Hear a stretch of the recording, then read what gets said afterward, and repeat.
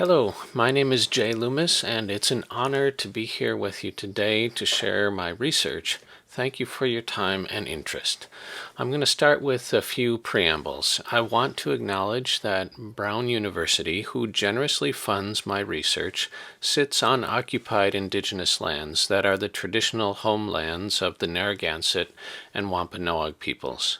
I know, too, that the campus drew its early life's blood from the African slave trade in the Americas and that there are buildings at Brown that were constructed by enslaved people. These truths are a constant reminder for me of the importance of the decolonizing efforts of applied scholarship. Today, during my talk, I'll be using the term Native American rim-blown flutes. Here they are.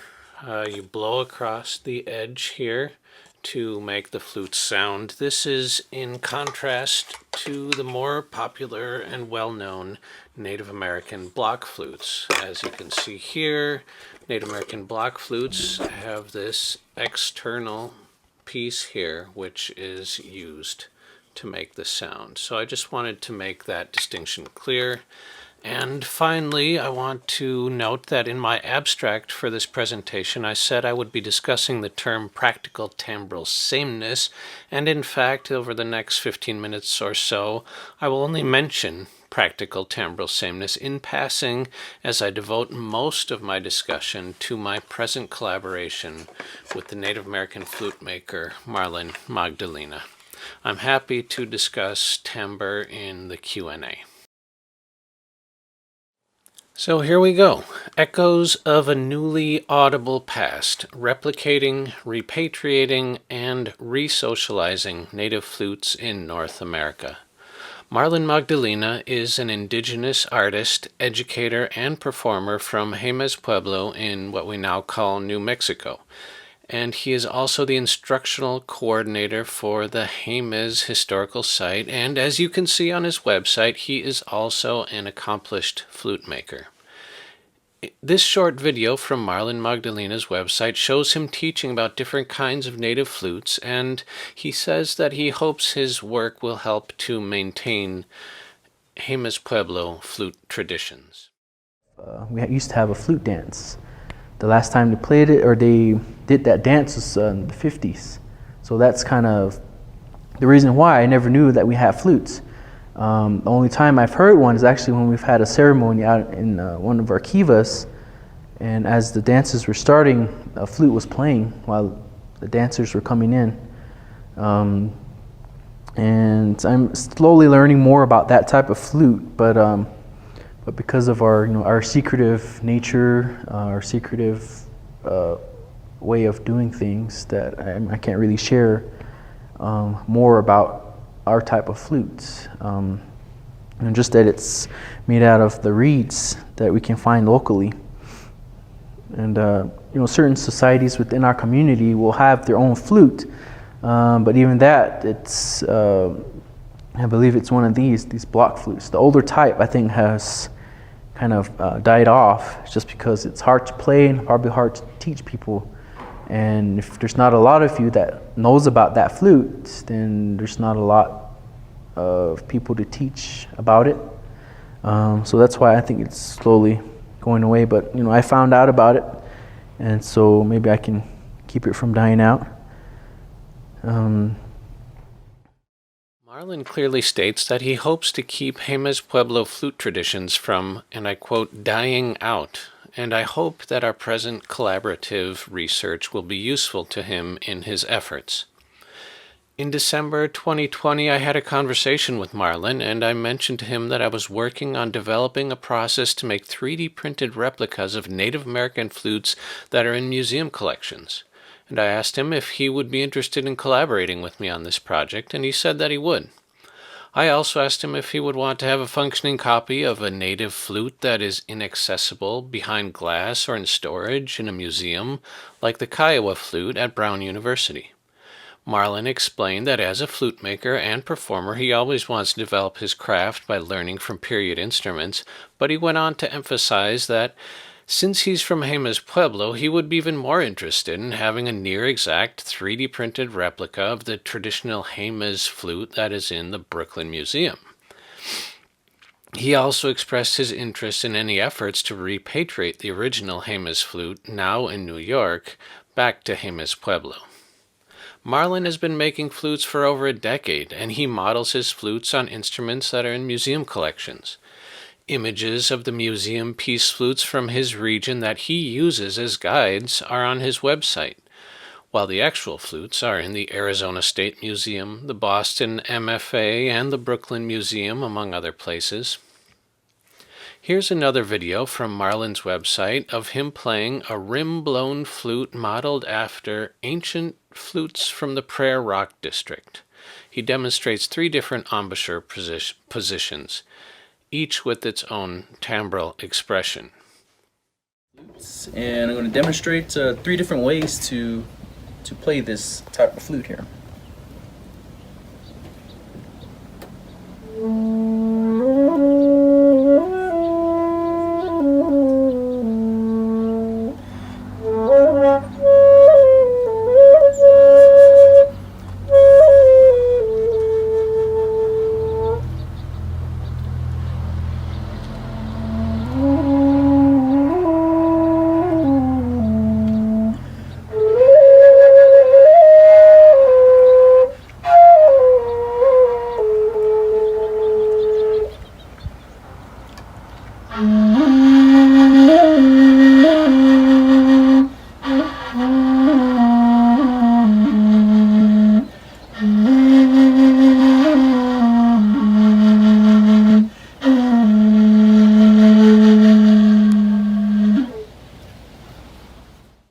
Marlin does not have access to the ancient Pueblo rim-blown flutes that are in museums, which brings up the question of repatriation.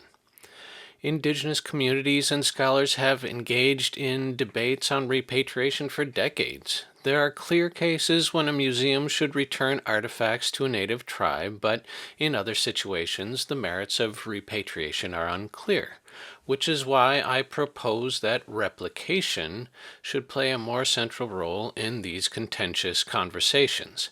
I argue that the art and science of creating a successful replica, 3D printed or otherwise, can offer practical answers to complicated repatriation questions.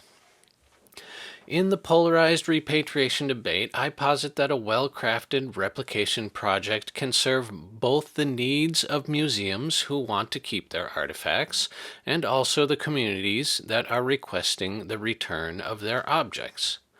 I don't have time to get into the weeds of repatriation debates, as I do in the paper that this presentation is based on, but for details on key questions, you could go to YouTube and search Oxford Repatriation Debate or Cambridge Repatriation Debate. I do want to be clear that I am strongly in favor of repatriation. Collaboration with Native people is key to my discussion of the decolonizing possibilities of making a replica to keep at a museum while returning the original object to a community of origin. And in my research on replicating and repatriating Native American wind instruments, I foreground my ongoing conversations with Marlon Magdalena and Bob Preucel, the director of the Haffenreffer Museum at Brown University and professor in the anthropology department. Bob knows Marlon and helped me to make a connection with him. As a non-native person who is passionate about Native American instruments, I started thinking about replicating indigenous-sounding objects in museum collections several years ago, and all the while the topic of cultural appropriation has been on my mind. Professor Adrian Keene at Brown University and member of the Cherokee Nation provides helpful guidance regarding cultural appropriation in Native America, saying that it is a reflection of power and the marginalized position of indigenous peoples in our societies. When cultural appropriation occurs, it's not a simple sharing of culture. There is always a power imbalance that is being exploited. In an article from 2011, Professor Joshua Tucker and one of my advisors on this project eloquently expresses what not to do. The cachet of indigenous cultural forms continues to attract the interest of entrepreneurs who harness indigenous cultural production, seeking to profit by satisfying metropolitan appetites for the exotic, the picturesque, the spiritual, and the authentic. End quote. I hope our research can contribute to work in museology and organology, specifically in a realm that I'm calling social organology. I find this term useful because mine and Marlin's research is motivated by an interest in exploring the different ways that native instruments can activate and configure social relationships, specifically when replicas of presently inaccessible flutes are put back into circulation among human actors. Regarding philosophical and aesthetic questions in this research, I draw from Jonathan Stern's discussions in his widely cited book on the histories of sound production. I think of Native American instrument replication as another way to reproduce indigenous sounds latent in the instruments. When a replica of a flute is played, their tones are like echoes of a newly audible past. What might be the effect of those echoes now? No matter how accurate our reproduction of the instrument and its sonicity, its meaning in the past is different from the significance of its performance in the present. In his chapter in the Oxford Handbook of Musical Repatriation, Hopi music scholar Trevor Reed recalls a moment when he played a decades-old recording of Hopi music to a group of elders. And I quote, "The replaying of the song performed a kind of meaningful connection that acquired affective power through the revoicing of the past into the present." End quote. In the opening pages, Reed states his intention to explore the, quote, reincorporation and recirculation of archived ancestral voices back into indigenous communities, end quote. This is similar to what Marlin and I hope to do with our research, but instead of repatriating recordings, we want to return and re-socialize instruments and their sounding through replication. Presently, Marlin and I are making several copies of this ancient Pueblo flute, the A14450 from the Broken Flute Cave in the Prayer Rock district in what we now call northeastern Arizona.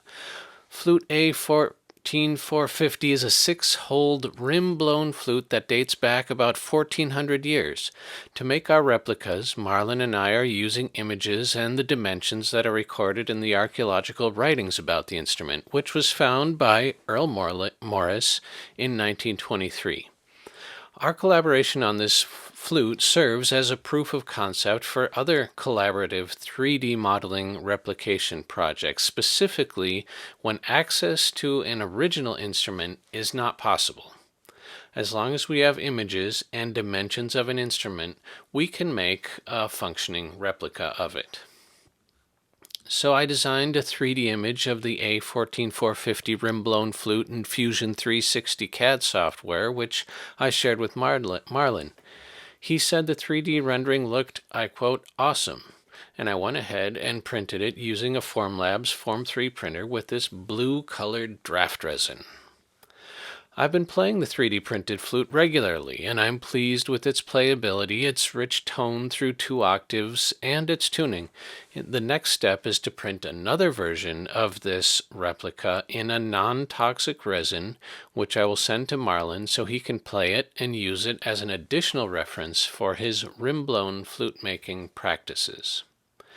This is where practical timbral sameness comes in. On one hand, yes, we can create functioning replicas of these flutes based on the dimensions and the images, but how much do they really sound like the original, and how can we know? These are just a couple really important and, to me, fascinating questions that, if you want, we can dive more deeply into them in the Q&A. Marlin and I are also exploring the idea of replicating the Jemez flute in the Brooklyn Museum, which I mentioned earlier. It's a traditional four-holed, rim-blown flute, and I asked Marlin what it would take to repatriate the instrument. And he explained that the Jemez Tribal Historic Preservation Officer, in consultation with the leaders of the religious societies, must request return following the procedures outlined in the Native American Graves Protection and Repatriation Act, also known as NAGPRA. These discussions often take considerable time. Marlin hopes that the Brooklyn Museum can provide him with a detailed description of the instrument, including images and dimensions and ideally a 3D scan. And if they do, with that data, we can make a functioning replica by following the same process that I just described for the ancient Pueblo flute from the Prayer Rock region. In our conversations about replication and repatriation, Marlin has brought up several ethical issues, reminiscent of the repatriation debate that I referenced briefly in the opening of this presentation. For Marlin, gaining access to the Jemez flute in Brooklyn would serve several purposes. Firstly, the provenance of the instrument is not clear, so it's possible that the Brooklyn Museum is holding an artifact that was acquired inappropriately. If so, the return of the flute to Jemez Pueblo would be an important act of recognizing a past wrong and trying to make amends. Marlin is also a musician, so he's interested in having the opportunity to play the period flute, if conditions permit. As a flute maker, Marlin would also benefit from the original instrument by being able to study it and use it as a model to develop his craft by using the traditional instrument as a guide. There is the possibility that the original flute in the Brooklyn Museum is not playable. It might be cracked, or it might have toxic residues on it from past conservation practices that used poisonous substances, so 3D printing a near-exact replica would be especially useful. My conversations with Marlin have also revealed several important issues regarding the naming of indigenous wind instruments in North America. On his website, Marlin explains why the term Native American flute is problematic. And I quote, "It implies that all Native American tribes made or make the same type of flute, and it is not the case. There are hundreds of different tribes that made or make flutes, and each with their own names for the flute." End quote. Marlin notes that a common type is called the block flute because these flutes have an external piece that is part of the sound-producing mechanism for the instrument. But rim-blown flutes are completely different, and they produce different timbres, scales, and registers, and they each require their own performance technique to create musical sound. Marlin makes it clear that successful repatriation projects that involve functioning replicas need to take into account cultural difference. In recent conversations with Professor Preucel, the director of the Haffenreffer Museum at Brown University, we discussed how replicating musical instruments fits into other long-standing conversations among museum scholars regarding the practice of making copies, specifically in the realm of digital versus physical repatriation projects. Professor Preucel noted that using 3D printing to make functioning replicas of instruments is novel because the copies of the original object are not the result of indigenous making practices, nor is the replica made of indigenous materials.